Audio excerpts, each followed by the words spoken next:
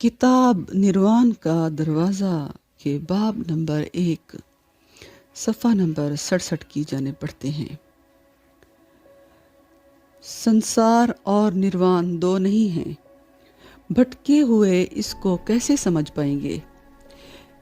ये भटके हुए लोग कौन हैं?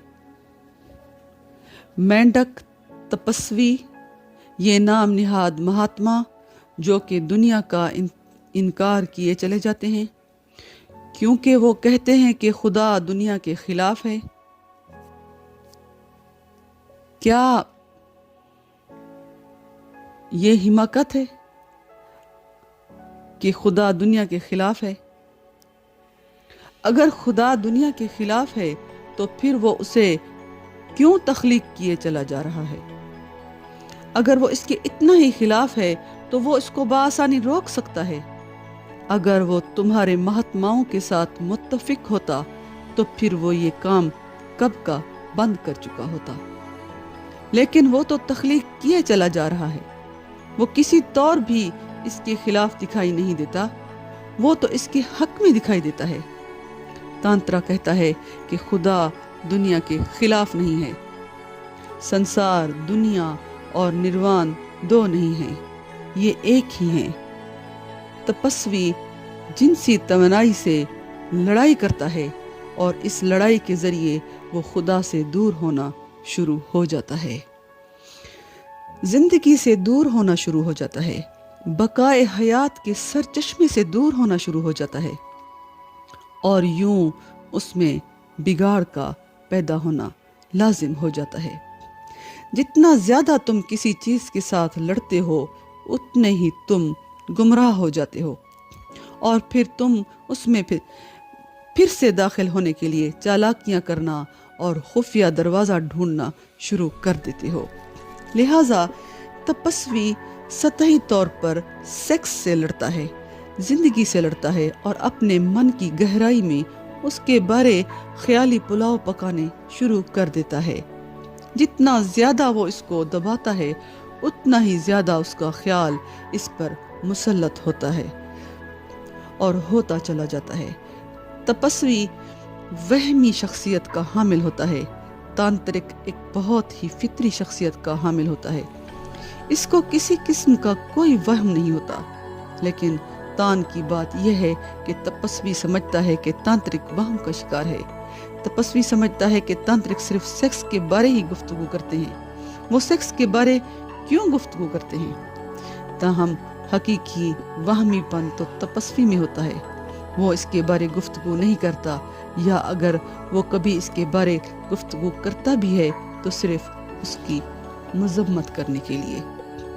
मगर वो तसलसल से इसके बारे में सोचता रहता है। उसका जहन इसके गिर्द गिर्द चक्कर लगाता रहता है। खुदा के खिलाफ जाना मुश्किल है। अगर तुम ऐसा करो भी तो तुम्हारी नाकामी यकीनी है। जहन कोई ना कोई रास्ता ढूंढ ही लेगा। मैंने सुन रखा है, एक यहूदी अपने दोस्त से बात कर रहा था और उसने कहा, मैं अकेले सोने को तरजीह देता हूँ। मैं तजर्रुद में यकीन रखता हूँ। दरअसल जब से हमारी शादी हुई है मेरा और मेरी बीवी का कमरा अलहदा अलहदा है। मगर दोस्त ने कहा, फर्ज करो रात में तुम्हें महसूस होता है कि तुम्हें प्यार की जरूरत है, तो तुम क्या करते हो? ओह, दूसरे ने जवाब दिया, मैं बस सीटी बजाता हूँ। दोस्त शशधर रह गया, लेकिन अपनी बात को जारी रखते उसने पूछा, अब हम उसको दूसरी सूरत में फर्ज करते हैं। अगर तुम्हारी बीवी को तुम्हारे प्यार की जरूरत हो तो तब क्या होगा? ओह, उसने जवाब दिया, वो मेरे दरवाजे पर आकर दस्तक देती है और जब मैं जवाब देता हूँ तो वो कहती है, प्यारे क्या तुमने सीटी बजाई? चाहे तुम एक ही कमरे में रहो या अलग अलग, इससे क्या फर्क पड़ता है? जहन कोई रास्ता ढूंढ ही लेगा। जहन सीटी बजाना शुरू कर देगा और औरत सीटी नहीं बजा सकती। यकीनन उससे तवक्को की जाती है कि वो इतनी बाजारू नहीं है कि सीटी बजाए। ताहम वो आकर दरवाजे पर दस्तक दे सकती है और पूछ सकती है, प्यारे क्या तुमने सीटी बजाई है? जहन बहुत ही अय्यार है, लेकिन एक बात यकीनी है, तुम जिंदगी के हकाइक से फरार हासिल नहीं कर सकते। اگر تم فرار ہونے کی کوشش کرو گے تو تمہارا عیار ذہن اس کے لیے رستے تلاش کرے گا اور مزید عیار ہو جائے گا، اور تم ذہن کے جال میں مزید پھنستے چلے جاؤ گے۔ میں نے کبھی کسی تپسوی کو سچ پر عمل کرتے نہیں دیکھا۔ ناممکن، وہ تو زندگی کی نفی کرتا ہے، لہٰذا وہ سچ پر کیوں کر عمل کر سکتا ہے؟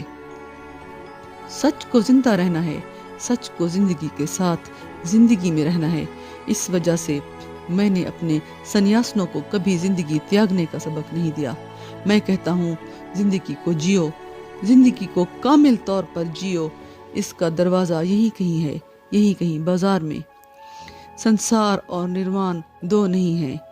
سراہا کہتا ہے، بھٹکے ہوئے اس کو کیسے پائیں گے، مگر مینڈک وہ اس کو کیوں کر سمجھ پائیں گے۔ شہد کی مکھی بنو، اس کو اپنے من کی گہرائی میں ایک یاد کے طور پر رہنے دو۔ کم از کم میرے سنیاسنوں کے لیے شہد کی مکھی بنو، مینڈک مت بنو۔ زندگی کے یہ پھول خدائی شہد سے لبریز ہیں، ان کو محفوظ کر لو۔ بھٹکے ہوئے جب آئینے میں دیکھتے ہیں، وہ چہرہ دیکھتے ہیں، عکس نہیں۔ لہٰذا وہ ذہن جس نے سچ کا انکار کر دیا ہو، اس پر انحصار کرتا ہے جو سچ نہیں ہے۔ ذہن آئینے کی مانند ہے، یہ صرف عکاسی کرتا ہے، یہ تمہیں صرف سائے کا تجربہ کروا سکتا ہے، حقیقی کا کبھی نہیں، اصلی کا کبھی نہیں۔ یہ ایک جھیل کی مانند ہے، اور تم جھیل میں پورے چاند کا عکس دیکھ سکتے ہو، تاہم عکس حقیقی چاند نہیں ہے۔ اگر تم یہ سوچنا شروع کر دو کہ عکس ہی حقیقی چاند ہے، تو تم کبھی بھی حقیقی چاند کو نہیں پا سکو گے۔ سراہا کہتا ہے، بھٹکے ہوئے جب آئینے میں دیکھتے ہیں، وہ چہرہ دیکھتے ہیں، عکس نہیں دیکھتے۔ چہرہ دیکھنے نہ کہ عکس دیکھنے میں کیا فرق ہے؟ جب تم آئینے میں چہرہ دیکھنا شروع کرتے ہو تو بھٹک جاتے ہو۔ تم سوچ رہے ہوتے ہو، یہ ہے میرا چہرہ۔ یہ تمہارا چہرہ نہیں ہے، یہ تو صرف تمہارے چہرے کا عکس ہے۔ آئینے میں حقیقی چہرہ تو ہو ہی نہیں سکتا، صرف عکس ہوتے ہیں۔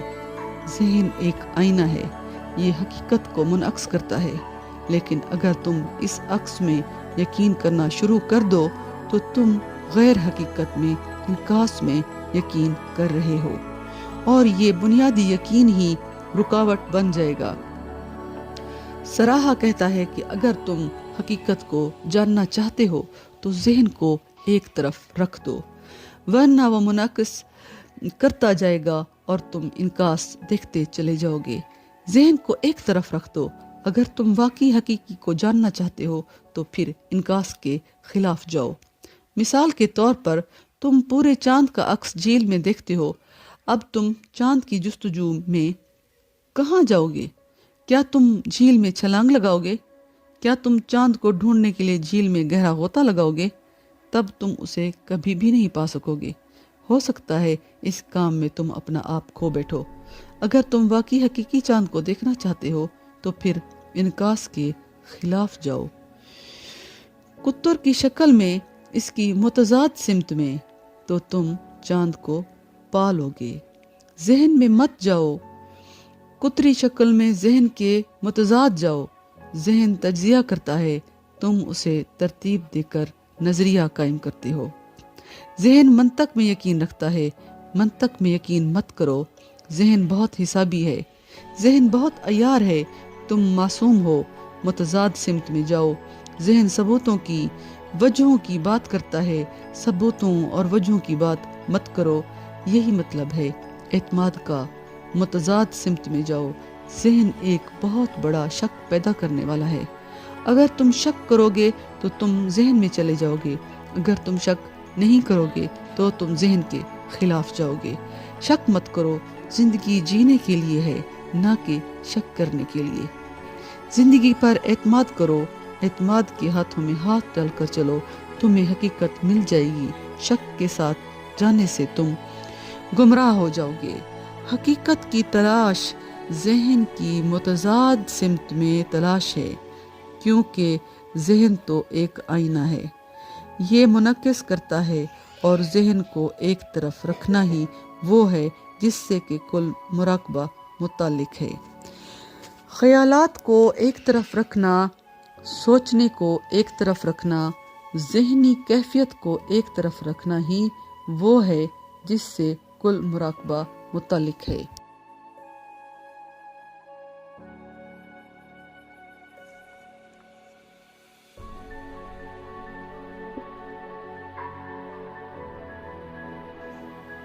خیالات کو ایک طرف رکھنا، سوچنے کو ایک طرف رکھنا، ذہنی کیفیت کو ایک طرف رکھنا ہی وہ ہے جس سے کل مراقبہ متعلق ہے۔ جب تم حقیقت کو بنا انعکاس تخیل کے طور پر دیکھ سکو تو جان لو کہ سچ وہاں موجود ہے، پھر تم بھی سچ ہو اور باقی سب بھی سچ ہے۔ ذہن سراب، دھوکہ دہی اور خواب دیکھنے کا ایک عظیم شعبہ ہے۔ گرچہ پھول کی خوشبو کو چھوا نہیں جا سکتا، یہ سب سرایت کرنے والا اور فوری طور پر قابل ادراک ہوتا ہے۔ لہٰذا اپنی ہستی میں بے وضع ہونے کی وجہ سے صوفی حلقوں کے چکر کو پہچانو۔ یہ ایک عظیم سوتر ہے۔ گرچہ پھول کی خوشبو کو چھوا نہیں جا سکتا، تم پھول کی خوشبو کو کسی طور بھی چھو نہیں سکتے۔ یہ سب سرایت کرنے والا اور فوری طور پر قابل ادراک ہوتا ہے۔ اگر تم اسے سونگھ سکتے ہو تو تم اسے دیکھ نہیں سکتے، لیکن تم اسے سونگھ سکتے ہو۔ یہ تمہارا احاطہ کر لیتی ہے، تم اسے چھو نہیں سکتے۔ یہ محسوس باللمس نہیں ہے، یہ چھوئی نہیں جا سکتی۔ اور اگر تم حساسیت کو سچ جاننے کا معیار بناؤ گے تو پھر تم کہو گے کہ یہ سچ نہیں ہے۔ سچ ناقابل سوچ ہے۔ اگر تم سوچو گے تو تم اسے کھو دو گے۔ سچ کا تجربہ کیا جا سکتا ہے مگر اسے جانا نہیں جا سکتا۔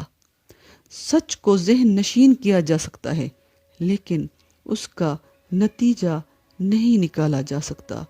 جیسے پھول کی خوشبو کو آنکھوں سے دیکھا نہیں جا سکتا، کانوں سے سنا نہیں جا سکتا۔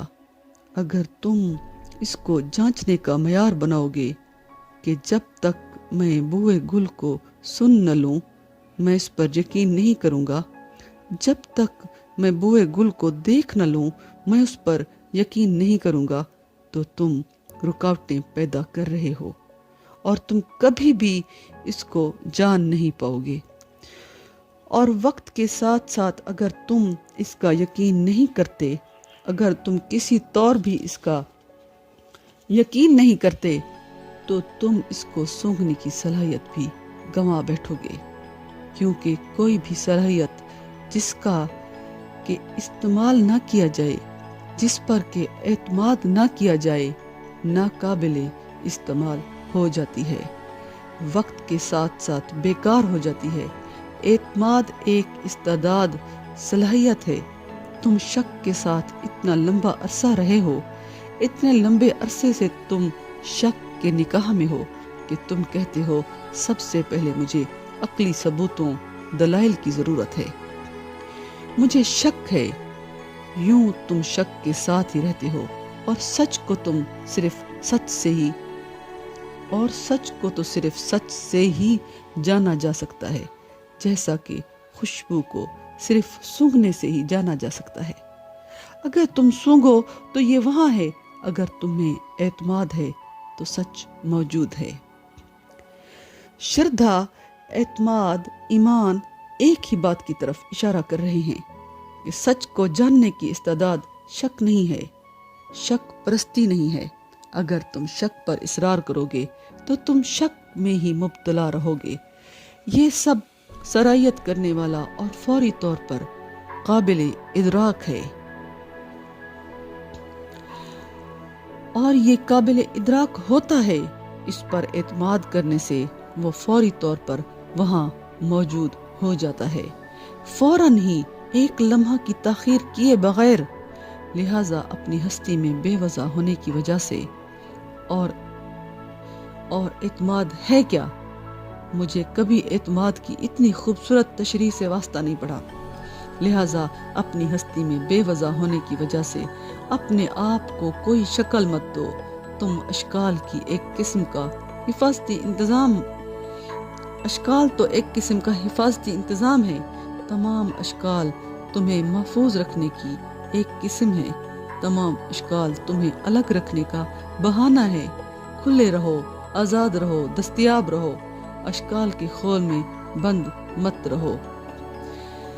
لہٰذا اپنی ہستی میں بے وضع ہونے کی وجہ سے اگر تمہاری کوئی شکل نہیں ہے، اگر تم آسانی سے دستیاب ہو، تمہارا کوئی حفاظتی انتظام نہیں ہے، تم اپنے آپ کو منطق، شک، یہ اور وہ کے ذریعے محفوظ نہیں بنا رہے ہو، تو تم خطرے کی زد میں ہو۔ بغیر شکل کے غیر محفوظ کھلے آسمان تلے تمام دروازے کھلے ہیں، دوست اور دشمن ہر کسی کو داخل ہونے کی اجازت ہے، تاہم تمام دروازے کھلے ہیں۔ اس کھلے پن میں تم اپنی ہستی میں ہوتے ہو، تم اعلیٰ ترین حالت میں ہوتے ہو، تم خالی ہو، تم نیستی فنا کی حالت میں ہو، اور یوں تم پہچان پاؤ گے کہ سچ کیا ہے۔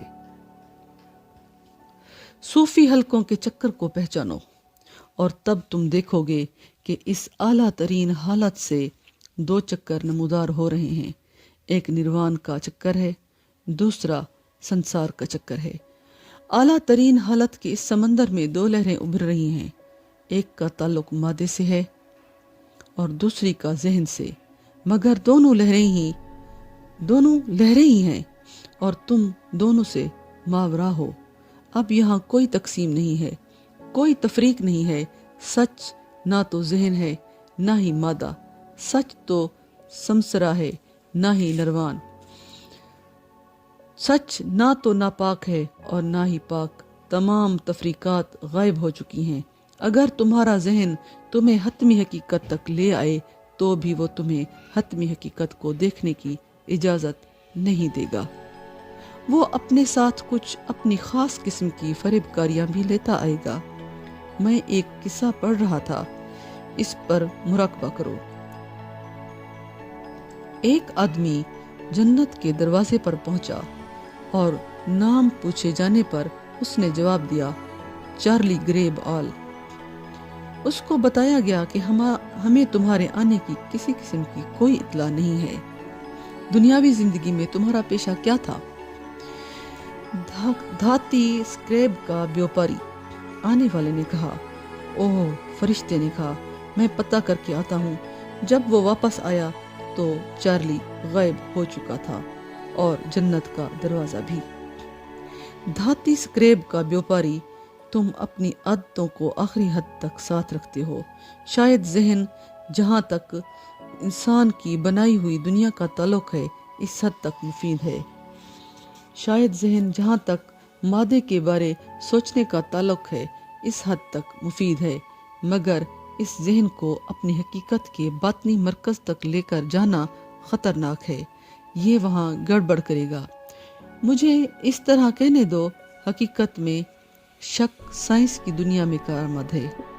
شک کے بغیر یہاں کوئی سائنس نہ ہوتی۔ شک سائنس کی بنیادی طریقہ کار ہے، کیونکہ سائنس اتنی غالب آ چکی ہے، ماضی میں اتنی کامیاب رہ چکی ہے، ایسا دکھائی دیتا ہے کہ صرف شک ہی دریافت کا واحد ذریعہ بن چکا ہے۔ لہٰذا جب تم اپنے بھیتر اندر میں جاتے ہو، شک تمہارے ساتھ ہوتا ہے۔ یہ ٹھیک نہیں ہے۔ جب تم اپنے سے باہر جا رہے ہوتے ہو، شک مددگار ہوتا ہے۔ شک پر کم سے کم اعتبار کرو، کم سے کم شک کرو، اور اس پل کو آنے دو جب کوئی شک باقی نہ رہے۔ لا شک کی اس کیفیت میں تم مرکز میں ہوگے۔ اگر تم خارجی دنیا کو جاننا چاہتے ہو تو اعتماد مددگار ثابت نہیں ہوگا۔ ماضی میں مشرق میں یہ بھی ہو چکا ہے، ہم نے اعتماد کے ذریعے باطنی حقیقت کو جانا، لہٰذا ہم نے سوچا کہ ہم اعتماد کے ذریعے سے سائنس کو بھی تخلیق کر سکتے ہیں۔ ہم سائنس کو تخلیق کرنے کے کبھی بھی قابل نہیں تھے۔ مشرق میں ہم کوئی بڑی سائنسی تخلیق نہیں کر سکے۔ اس کے بارے میں کہنے کو کچھ بھی نہیں ہے، کچھ بھی نہیں، کیونکہ ہم اعتماد کے ساتھ اپنے بھیتر داخل ہوئے تھے۔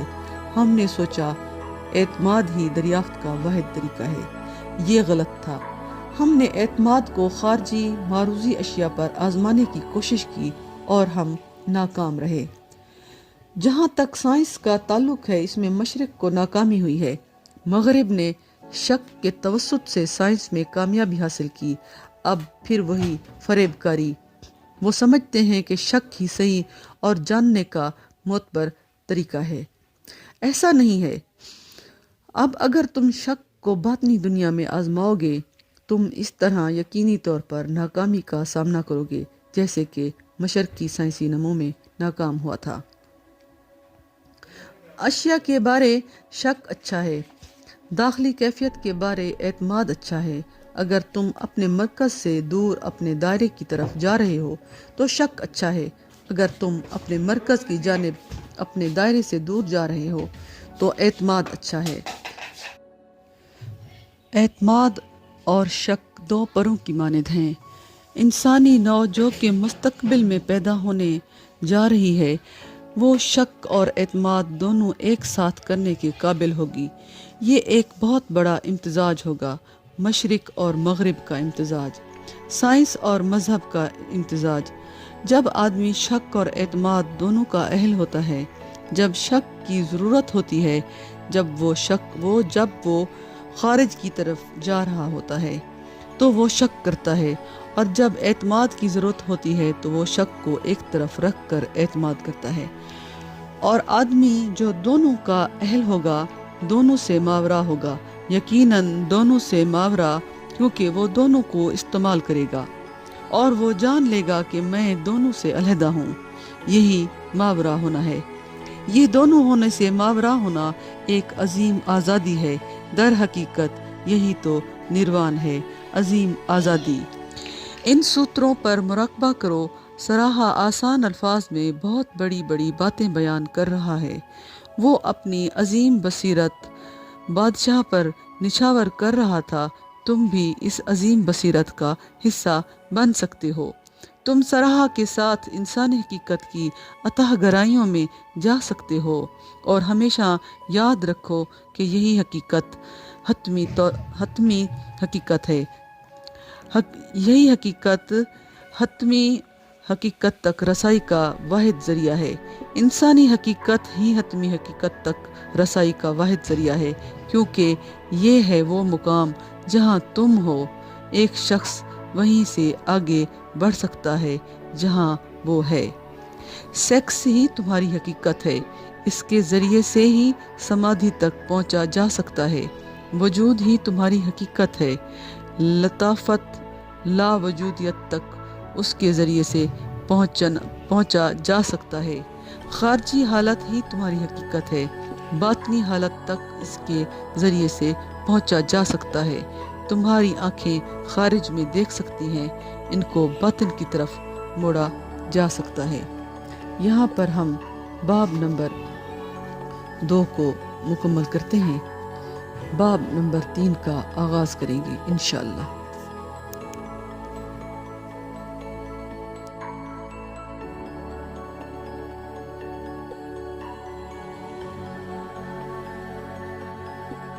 آئیے کتاب نروان کا دروازہ کے باب نمبر 3 کی جانب بڑھتے ہیں۔ عنوان: محبت میں سچے رہو۔ پہلا سوال: میں ایک مینڈک ہوں۔ میں جانتا ہوں میں ایک مینڈک ہوں، کیونکہ میں تاریکی میں گہرے سبز رنگ کے پانی میں تیرنا اور کیچڑ میں لت پت ہو کر اچھلنا کودنا پسند کرتا ہوں۔ اور ویسے شہد ہے بھی کیا؟ اگر ایک مینڈک اپنی ہستی میں بے وضع حالت میں ہو سکتا ہے تو کیا وہ شہد کی مکھی بن پائے گا؟ یقیناً شہد کی مکھی ہونا ہر کسی کا امکان ہے۔ ہر کوئی شہد کی مکھی ہونے میں نمو کر سکتا ہے۔ ایک بے وضع زندہ اختیاری زندگی، لمحہ بہ لمحہ زندگی، اس کا دروازہ، اس کی کلید ہے۔ اگر کوئی ماضی سے باہر نکل کر زندہ نہیں رہ سکتا تو وہ شہد کی مکھی ہے، اور پھر ہر طرف شہد ہی شہد ہوتا ہے۔ मैं जानता हूँ कि मेंढक को ये समझाना मुश्किल है। सवाल ठीक है, वैसे शहद है भी क्या? मेंढक इसको कभी भी नहीं जान पाता, और वो तो महज पौधों की जड़ों में रहता है, जहाँ से कि फूल खिलते हैं और शहद की मक्खियाँ शहद जमा करती हैं, लेकिन उसने कभी इस अंदाज से नहीं सोचा। मेंढक से सराहा की मुराद ऐसा शख्स है जो कि माजी से बाहर जीता है। माजी का यादों का असीर। जब तुम माजी के तवस्सुत से जीते हो तो तुम सिर्फ बज़ाहिर जिंदा होते हो, हकीकत में तुम जिंदा नहीं होते। जब तुम माजी में जीते हो तो तुम एक मैकेनिज्म के तौर पर जीते हो, ना कि एक इंसान के तौर पर। जब तुम माजी के तवस्सुत से जीते हो तो ये एक तकरार बनकर रह जाती है, एक यकरंग तकरार बनकर रह जाती है। तुम नेमतों को, जिंदगी की खुशी और उसकी हस्ती को ज़ाया कर देते हो। यही तो शहद है, जिंदगी की खुशी, यहाँ मौजूद होने की मिठास, कुछ होने के काबिल होने की मिठास, ये खुशी ही तो शहद है। और यहाँ पर हर तरफ लाखों फूल खिले हुए हैं, कुल हस्ती फूलों से भरी हुई है। अगर तुम जान लो कि शहद कैसे जमा करना है, अगर तुम जान लो कि खुश कैसे होना है, तो तुम एक शहंशाह बन जाओगे। अगर तुम ये जान पाते हो तो तुम एक, अगर तुम ये नहीं जान पाते तो तुम एक भिखारी ही रहते हो। ये परिंदे यहाँ गा रहे हैं, शहद की बारिश हो रही है, शहद की मक्खी इसको जमा कर लेगी, मेंढक मौका ज़ाया कर देगा। ये आसमान, ये सूरज, ये लोग जो तुम्हारे गिर्द हैं, हर कोई शहद के लातादाद सरचश्मे अपने साथ लिए फिरता है। अगर कोई मिठास और मोहब्बत के बहाव के साथ बह रहा है, अगर तुम जान लो कि इसे जमा कैसे करना है और इसका जायका कैसे चखना है, ये हर कहीं है, खुदा हर कहीं है। खुदा का जायका ही वो है जिसे सराहा शहद कहता है। शहद की मक्खी के पास चंद चीजें होती हैं जो कि समझने के काबिल हैं, और वो चीजें बहुत खतरनाक हैं। एक शहद की मक्खी किसी भी फूल के साथ नत्थी नहीं होती। ये एक बहुत ही गहरा भेद है। शहद की मक्खी किसी भी फूल के साथ नत्थी नहीं होती। बुनियादी तौर पर इसका कोई खानदान नहीं होता, कोई बीवी नहीं होती, कोई खावंद नहीं होता। वो बाआसानी वहाँ चली जाती है जहाँ भी कोई फूल उसे आने की दावत दे। उसको इसकी आज़ादी होती है। इंसान खानदान का पाबंद हो चुका है। तांत्रा खानदान के बहुत ज़्यादा खिलाफ है और इसकी बसीरत बहुत ही ज़बरदस्त है। तांत्रा कहता है कि खानदान की वजह से मोहब्बत मुकम्मल तौर पर बिगड़ चुकी है और ज़िंदगी की मिठास मुकम्मल तौर पर जहर आलूद हो चुकी है। लोग एक दूसरे के साथ चिमटे हुए हैं, लेकिन लोग एक दूसरे पर काबू होने की कोशिश कर रहे हैं, खुश होने के लिए नहीं बल्कि काबिज होने के लिए, अपनी मलकियत बनाने के लिए। कब्जागिरी, किसी को अपनी मलकियत में लेना ही खुशी बन चुकी है। एक अजीम तब्दीली वाक़या हो चुकी है। तुम एक औरत के साथ हो लेकिन उससे लुत्फ़ अंदोज़ होने के लिए नहीं, तुम इससे लुत्फ़ अंदोज़ नहीं हो रहे। तुम एक मर्द के साथ हो लेकिन उसकी मर्दानगी से लुत्फ़ अंदोज़ होने के लिए नहीं, तुम किसी तौर भी लुत्फ़ अंदोज़ नहीं हो रहे, मगर सिर्फ कब्ज़ा करना ही तुम्हारा मकसूद होता है। इसमें सियासत दाखिल हो चुकी है, इसमें लालच दाखिल हो चुकी है, इसमें मईशत दाखिल हो चुकी है। यहाँ कहीं भी मोहब्बत नहीं है। मोहब्बत कब्जागिरी को नहीं मानती। मैं ये नहीं कह रहा तुम किसी औरत के साथ लंबे अरसे तक नहीं रह सकते। तुम जन्म जन्म इकट्ठे रह सकते हो, ताहम वहाँ कोई ख़ानदान नहीं होगा। ख़ानदान से मेरी मुराद कानूनी मलकियत है। ख़ानदान से मेरी मुराद है किसी भी किस्म का दावा तकाजा करना। खामन बीवी से तकाजा कर सकता है, वो कह सकता है तुम मुझसे मोहब्बत करने की पाबंद हो। कोई भी किसी को भी मोहब्बत करने या देने का पाबंद नहीं है। खामन बीवी को अपने साथ मोहब्बत करने के लिए मजबूर कर सकता है। جب تم کسی کو محبت کرنے کے لیے مجبور کرتے ہو تو محبت وہاں سے غائب ہو جاتی ہے، تب وہاں صرف دکھاوا رہ جاتا ہے، تب زندگی محض ایک فرض نبھا رہی ہوتی ہے، تب بیوی اپنا فرض نبھا رہی ہوتی ہے، تب خامند اپنا فرض نبھا رہا ہوتا ہے۔ فرض محبت نہیں ہے، محبت تو شہد ہے، فرض سفید شکر چینی ہے، جلد یا بدیر تم ذیابیط اس میں مبتلا ہو جاؤ گے۔ یہ زہر ہے، یہ خالص زہر ہے، سفید شکر، ہاں اس کا ذائقہ ویسا ہی ہے، کچھ شہد کے جیسا ہی، لیکن یہ شہد نہیں ہے۔ خاندان بہت زیادہ ملکیتی سوچ کا حامل ہوتا ہے، خاندان انسان کے خلاف ہے، یہ معاشرے کے خلاف ہے، یہ عالمگیر بھائی چارے کے خلاف ہے۔ خاندانی حد بندی تمہارے لیے ایک قید خانہ ہے، تم اس کو محسوس نہیں کرتے کیونکہ تم اس کے عادی ہو چکے ہو۔ کسی ملک کی سرحد کو پار کرتے ہوئے کیا تم نے کبھی خفت محسوس نہیں کی؟ تب تمہیں پتہ چلتا ہے کہ وہ ملک تمہارا ملک نہیں تھا، وہ تو ایک بہت بڑا قید خانہ تھا۔ ملک سے باہر جاتے ہوئے اور اندر داخل ہوتے ہوئے چیک پوسٹ پر، ایئرپورٹ پر تمہیں اس کا پتہ چلے گا، کسٹم حکام سے گزر کر تمہیں پتہ چلے گا کہ تم ایک قیدی ہو۔ آزادی جعلی تھی، محض مقدس گائے کا گوبر۔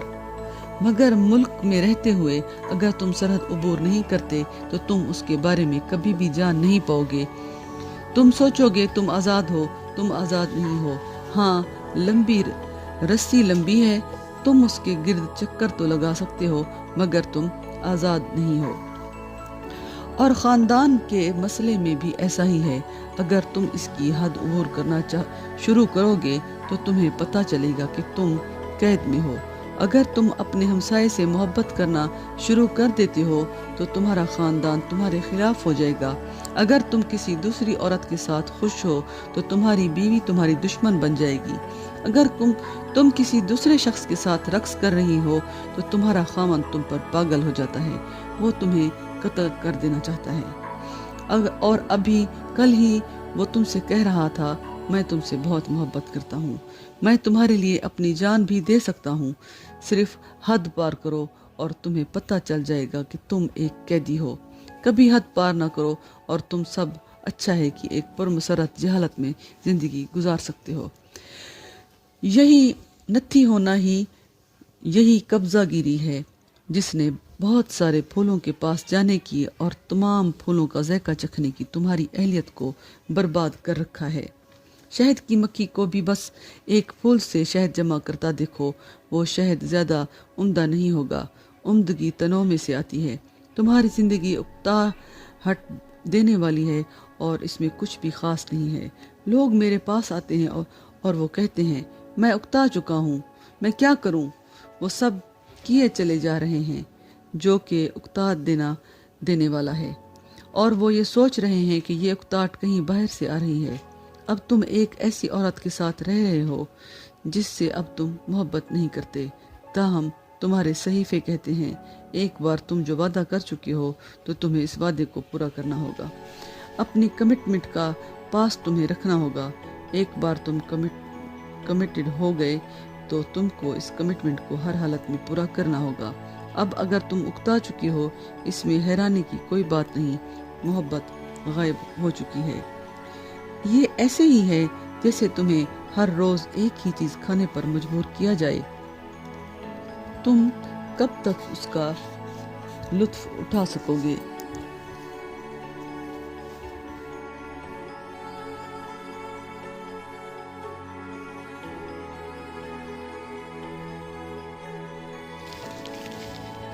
ہاں تم نے پہلے دن، دوسرے دن، تیسرے دن اس کا لطف اٹھایا تھا، مگر پھر اس نے تمہارے اعصاب پر حاوی ہونا شروع کر دیا، پھر ہمیشہ ہمیشہ کے لیے، پھر تمہیں اس سے اکتاہٹ شروع ہو گئی۔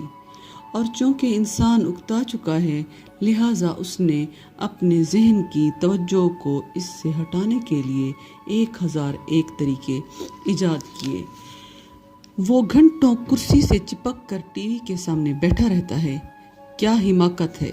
یا وہ فلم دیکھنے سینما چلا جاتا ہے، یا وہ گھنٹوں ریڈیو سنتا رہتا ہے، یا وہ اخبار پڑھتا رہتا ہے، یا وہ کلب چلا جاتا ہے جہاں پر کہ اسی کی طرح کے اکتائے ہوئے لوگ اکٹھے ہوتے ہیں۔ ہر کوئی کسی نہ کسی طریقے سے اس تعلق داری سے چھٹکارا پانے کی کوشش میں ہے جو اکتاہٹ کی وجہ سے اس پر وارد ہو چکی ہے۔ سمجھنے کی کوشش کرو۔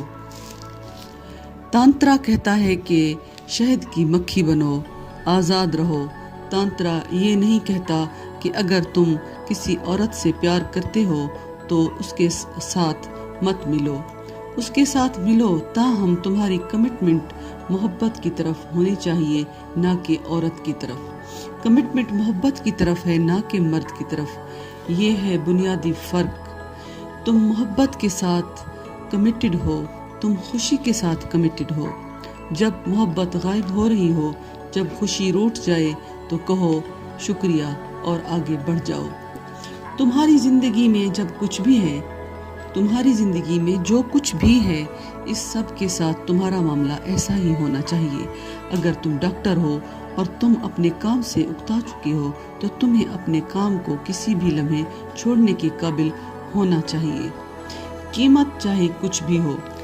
رسک لینے سے زندگی ایک مہم بن جاتی ہے، مگر تم سوچتے ہو میں اب 40 کا 45 کا ہو گیا ہوں، لہٰذا میں اس کام سے باہر کیوں کر نکل سکتا ہوں، اور معاشی طور پر بھی یہ بہت اچھا چل رہا ہے، مگر روحانی طور پر، نفسیاتی طور پر تم مر رہے ہو۔ تم آہستگی سے خودکشی کا ارتکاب کر رہے ہو، تب یہ بالکل ٹھیک ہے۔ اگر تم اپنے آپ کو برباد اور اپنے بینک بیلنس کو بچانا چاہتے ہو تو پھر یہ بالکل ٹھیک ہے۔ اگر تم اپنے آپ کو اور اپنے بینک بیلنس کو بچانا چاہتے ہو تو پھر یہ بالکل ٹھیک ہے، لیکن جیسے ہی تم یہ محسوس کرنا شروع کرو کہ یہ کام اب اطمینان بخش نہیں رہا، اس کو چھوڑ دو۔ یہ تانترا انقلاب ہے۔ جس لمحے تم دیکھو کہ کسی چیز میں اب کشش نہیں رہی اور وہ اپنی ترغیب، اپنی دل فریبی کی خاصیت کھو چکی ہے، اب وہ مزید مقناطیسیت کی حامل نہیں رہی، تو اس کے ساتھ چمٹے مت رہو، تو اس سے کہو آئی ایم سوری۔ تو پھر ماضی کے لیے، اس سب کے لیے جو کہ کسی شخص کی بدولت، تمہارے کام کی بدولت یا کسی بھی چیز کی بدولت ہو چکا ہے کے لیے شکر گزاری محسوس کرو۔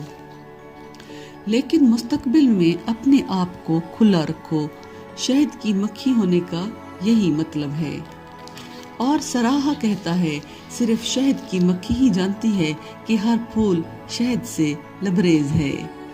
تاہم میں اس کی مخالف انتہا تک جانے کا نہیں کہہ رہا۔ یہاں ایسے لوگ ہیں جو مخالف انتہا تک جا سکتے ہیں، اور آدمی اتنا بے وقوف ہے۔ کچھ دن پہلے میں جرمنی میں ایک کمیون کے بارے پڑھ رہا تھا۔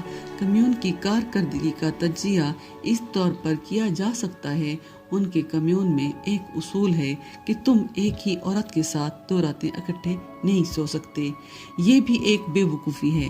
ایسا لگتا ہے کہ آدمی اتنا بے وقوف ہے کہ تم اس کی کوئی مدد نہیں کر سکتے۔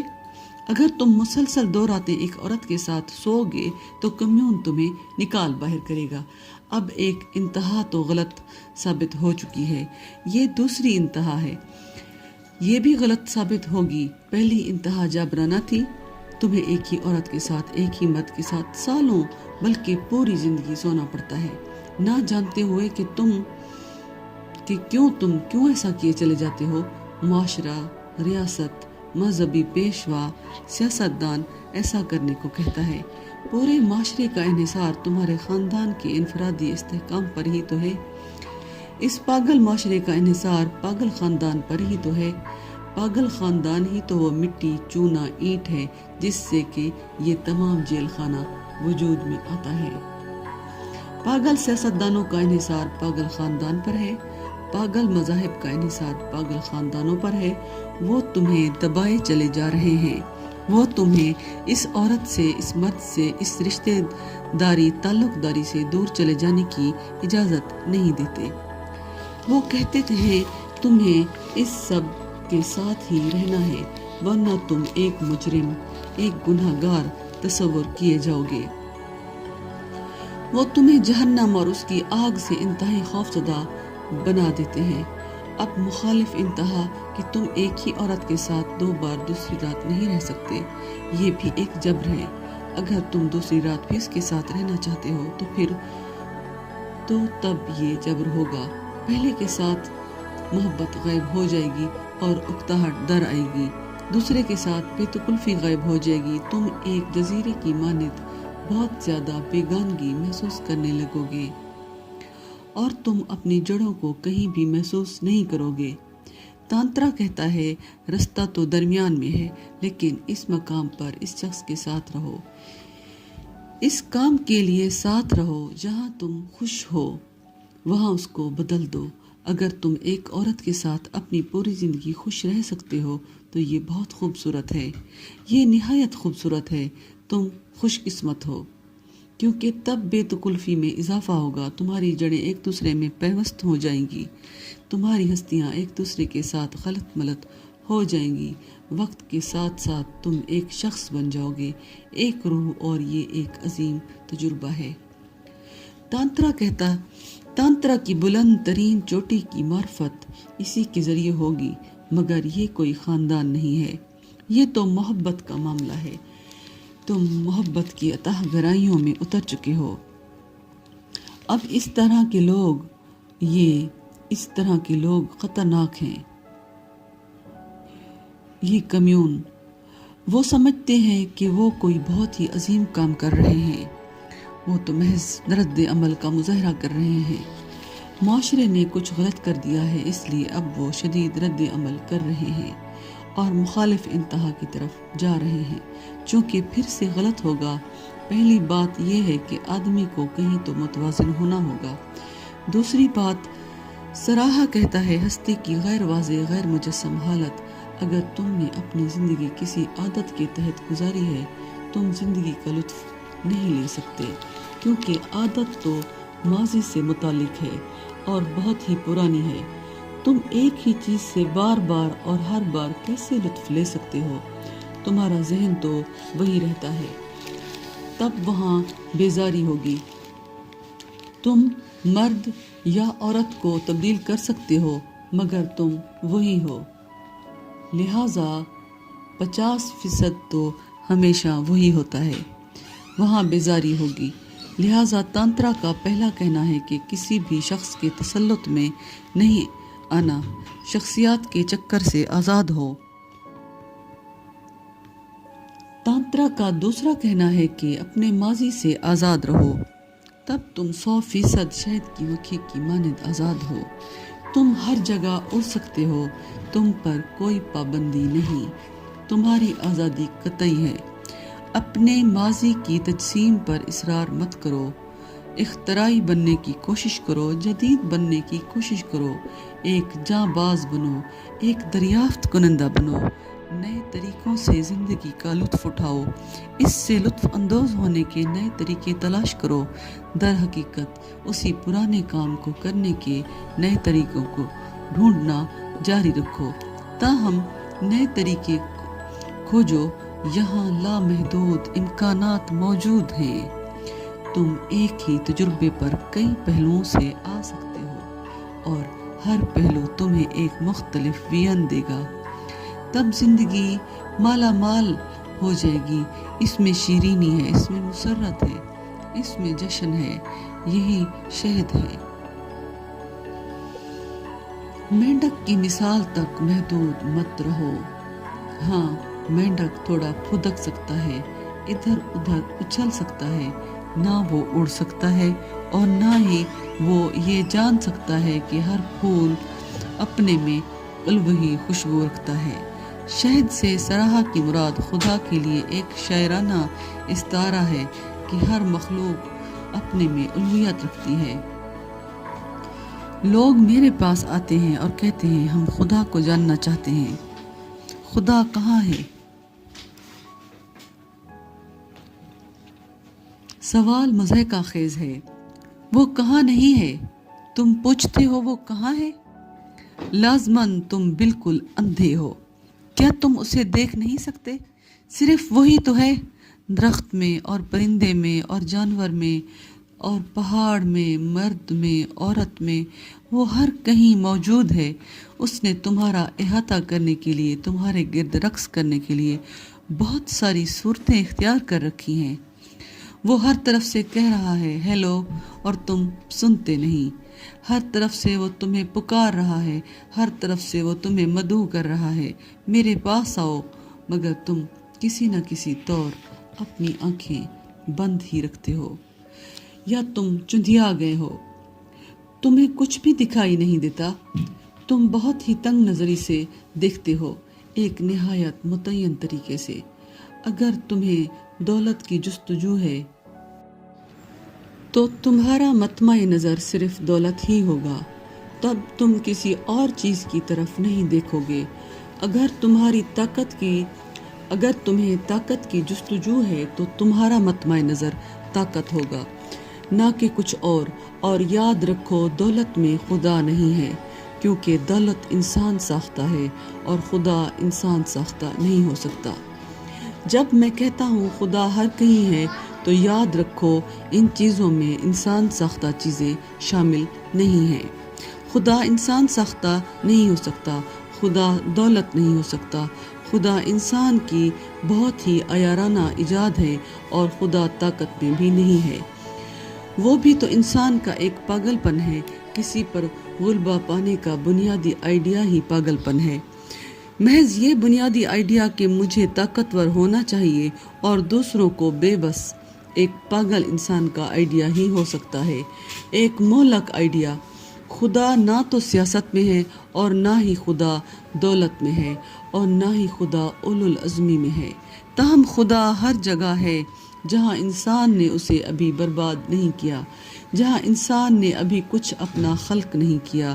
یہ جدید دنیا کی بہت سی مشکل باتوں میں سے ایک ہے، کیونکہ تم بہت زیادہ انسان ساختہ اشیاء سے گھرے ہوئے ہو۔ کیا تم اس کی حقیقت کو دیکھ نہیں سکتے؟ جب تم ایک درخت کے نزدیک بیٹھے ہوتے ہو تو خدا کو محسوس کرنا آسان ہوتا ہے۔ جب تم تارکول کی ایک سڑک پر بیٹھے ہوتے ہو تو تم تارکول کی سڑک کو ہی کھوجتے چلے جاتے ہو۔ تم خدا کو نہیں پاؤ گے، یہ بہت ہی مشکل ہے۔ جب تم کسی جدید شہر میں ہوتے ہو، چاروں طرف سیمنٹ اور کنکریٹ کی عمارتیں، سیمنٹ اور کنکریٹ کی عمارتوں کے بیچ تم خدا کو محسوس نہیں کرتے، کیونکہ انسان ساختہ اشیاء نشو نما نہیں کرتی۔ یہی تو مسائل میں سے ایک ہے، انسان ساختہ اشیاء نشو نما نہیں کرتی، وہ مردہ ہیں، ان کی کوئی زندگی نہیں ہے۔ خدا ساختہ اشیاء نشو نما کرتی ہیں، یہاں تک کہ پہاڑ بھی نشو نما کرتے ہیں۔ ہمالیہ اب بھی نشو نما کر رہا ہے، اب بھی بلند سے بلند تر ہوتا جا رہا ہے۔ ایک درخت نشو نما کرتا ہے، ایک بچہ نشو نما کرتا ہے۔ انسان ساختہ اشیاء نشو نما نہیں کرتی، چاہے کتنی ہی بڑی کیوں نہ ہو۔ یہاں تک کہ پکاسو کی پینٹنگ بھی کبھی نشو نما نہیں کرے گی، تو سیمنٹ اور کنکریٹ کی بنی ہوئی عمارت کے بارے کیا کہنا؟ یہاں تک کہ بیتھون کی موسیقی بھی کبھی نشو نما نہیں کرے گی۔ ٹیکنالوجی کے بارے، انسان ساختہ مشینوں کے بارے کیا کہنا؟ دیکھو، جہاں پر بھی تمہیں نشو نما دکھائی دیتی ہے وہاں خدا ہے، کیونکہ صرف خدا ہی نشو نما کرتا ہے، اس کے علاوہ کچھ نہیں۔ ہر شے میں صرف خدا ہی نشو نما کرتا ہے۔ جب درخت میں ایک نیا پتا آ رہا ہوتا ہے تو خدا درخت سے باہر آ رہا ہوتا ہے۔ جب پرندہ اپنے پر ہوتا ہے تو خدا پر ہوتا ہے۔ جب تم ایک چھوٹی لڑکی کو ہنستے یا ایک چھوٹے بچے کو کہہ کے لگاتے ہوئے دیکھتے ہو تو خدا کہہ کے لگاتا ہے۔ جب تم کسی عورت یا مرد کی آنکھوں سے آنسو بہتے دیکھتے ہو تو خدا روتا ہے۔ جب بھی تم زندگی کو جیتا پاؤ، ہاں، وہاں خدا ہے۔ دھیان سے سنو، قریب آ جاؤ، دھیان سے محسوس کرو، ہوشیار رہنا، تم ایک مقدس سرزمین پر ہو۔ تانترا کہتا ہے اگر تم اپنے اندھیارے کو تیاگ دو، یہ ہے جس سے تانترا کی مراد غیر مجسم طرز زندگی ہے۔ اگر تم اپنے اندھیارے تیاگ دو، اگر تم اپنی آنکھوں کو اتنا زیادہ کھولنا شروع کر دو جتنے کے لیے کہ وہ بنائی گئی ہیں، اچانک تم دیکھو گے کہ تم تمام سمتوں میں دیکھ سکتے ہو۔ تم معاشرے کی طرف سے بے وقوف بنائے گئے تھے کہ تم صرف خاص سمتوں میں دیکھ سکتے ہو۔ معاشرے نے تمہیں ایک غلام میں تبدیل کر رکھا تھا۔ یہاں ایک بہت بڑی سازش ہوئی ہے، ہر چھوٹے بچے کو نقصان پہنچا ہے۔ فوری طور پر جس پل وہ پیدا ہوتا ہے، معاشرہ اسے نقصان پہنچانا شروع کر دیتا ہے، لہٰذا اس کے ہوشیار ہونے سے پہلے ہی وہ غلام اور اپاہج بنا دیا جاتا ہے۔ 1001 طریقوں سے اپاہج بنا دیا جاتا ہے۔ جب کوئی شخص اپاہج ہو جاتا ہے تو اسے خاندان پر، معاشرے پر، ریاست پر، حکومت پر، پولیس پر، فوج پر انحصار کرنا پڑتا ہے۔ اس کو 1001 چیزوں پر انحصار کرنا پڑتا ہے اور محتاجی کی وجہ سے وہ ہمیشہ ایک غلام ہی رہے گا۔ وہ کبھی بھی ایک آزاد انسان نہیں بن سکتا، اور اسی طرح معاشرہ بھی مجروح ہوگا، اس عیاری سے مجروح ہوگا کہ تم ہرگز جان نہیں پاؤ گے۔ اس سے پہلے کہ تم کچھ جان پاؤ، تمہیں پہلے ہی اپاہج بنا دیا جائے گا۔ تانترا کہتا ہے دوبارہ سے صحت حاصل کرو، معاشرے سے خود کو بھی علیحدہ، معاشرے نے جو کچھ بھی تمہارے ساتھ کیا ہے اسے رد کرو، انڈو کر دو، رفتہ رفتہ آگاہی حاصل کرو اور ان تمام اثرات کو ختم کرنا شروع کرو جو معاشرے نے زبردستی تم پر تھوپ رکھے ہیں، اور اپنی زندگی کو جینا شروع کرو۔ یہ تمہاری زندگی ہے، اس کا کسی سے کوئی تعلق نہیں، یہ قطعی طور پر تمہاری ہے۔ یہ تمہارے لیے خدا کا تحفہ ہے، تمہارے لیے ایک ذاتی تحفہ۔ اس پر تمہارے دستخطوں کے ساتھ تم ان سے لطف اندوز ہو سکتے ہو۔